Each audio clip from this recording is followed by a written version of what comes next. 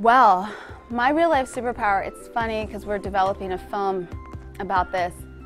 You know, sexual energy can be the most powerful energy depending on who has it. It can be used for good or bad. And I would say that in my unconscious years, I didn't realize my abilities to seduce men through my sexual energy. I didn't know where it was coming from. And I didn't have teachers like I do now that, you know, I think I was using, because I always loved the idea of God. I love the earth, but I think in some ways I would use my energy for my own selfish purposes. So kind of greedy. And now I really use it for connecting people to a higher state. So I still have that energy because I always have it, but I'm always redirecting people upward into their heart, or for, it's not me that you love, it's like God. And it's funny, I'm not 17 years old anymore, but I've always had this sexual energy, and the character that I'm in this film is this girl who's transformed that energy, she's now a tantrika, and she's able to, she's mastered that energy. So I'm still learning about it, but it's not as unconscious as it was before. So I would definitely say my sexual energy is both my weakness and my greatest strength. It's called Sisters. I have a film I'm working on called Sisters, and there's 7 sisters where each of their weakness becomes their strength. So they meet when they're in high school and they're still fighting it out, and they're all very unconscious about it. And then ultimately, so the one who has the leaky sexual energy, and she's a bit of a slut, she's the one that is a pheromone expert, and she's a tantrika, and when they're in battle, she releases these pheromones, and the guys are having these orgasms, and it totally sedates them. Whereas the girl who's the fighter, she's the one with the bow and arrow. Each one is a different ethnicity, and it's really ultimately about us awakening to we all have this inside of us wherever we are in the world, both women and men. There's also the 7 Dark Lords that are good in somewhere, they're just not demonstrating their goodness in this project, or at least in the first film.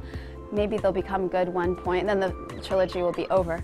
The point is that this is age-old text in the Ayurvedas, the chakras are something that we all have within us, and if we can learn how to bring our sort of subconscious patterns into conscious patterns, we can awaken from the inside out, and we could be the change we want to see in the world. There are so many things, but yoga is really important. There was a period of time where I didn't do as much yoga because so many people think I'm a yoga teacher, and I do teach yoga, but I don't teach yoga currently because I barely have time to practice my own yoga, and I have a YouTube channel, and I have a TV show in development, a film in development, and I audition for films, and I'm testing for a film, and I wrote a book. But the point is that it was the craziest thing ever to let go of for a time, because I tried to dissociate. So if you did one thing in the world, it's get on the mat and go inside. Find something that's going to make you connect to your center, your breath, your truth. Because from there, when you have that connection, you'll be able to understand what your heart is asking of you. Does that make sense? Yes. So yeah, people literally don't know what they should eat. They don't know what their heart is talking about, and it's because we are usually just conditioned by the outside. So we need to go inside.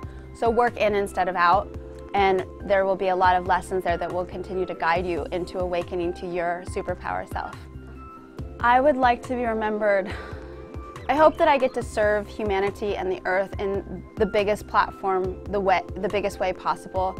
This film that I'm testing for is a huge, huge, huge franchise project. So if I can lead people based on doing that, whether more people do the program and the book, that would be great. But in essence, let me just say that if I can help save LA culture or global warming by getting people to give and return to their earth, because we've been taking from the earth as if we all received, our mother, we inherited $1 trillion, and that's our food, that's our water, that's our resources, and people have never given back to her. We've never said thank you. We've never given our energy or our time. We're the hippies doing it, but it's not mainstream. So imagine if 11% of us gave back to the earth. So if I get to be a part of reminding people where all of the wealth that we had came from, like the movie Avatar, where they knew that their precious resources were too precious to sell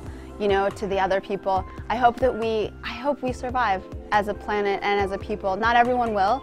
We are living in an apocalyptic kind of a samsara time, and we have to do our inner work to embrace that process. But for the people that do transition through this time, I think I will be like that rainbow bridge that reminded the people that are not necessarily having spiritual teachers what to do to come home.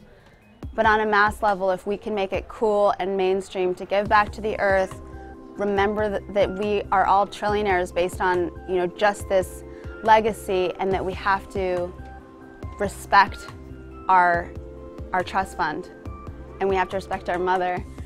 I hope I help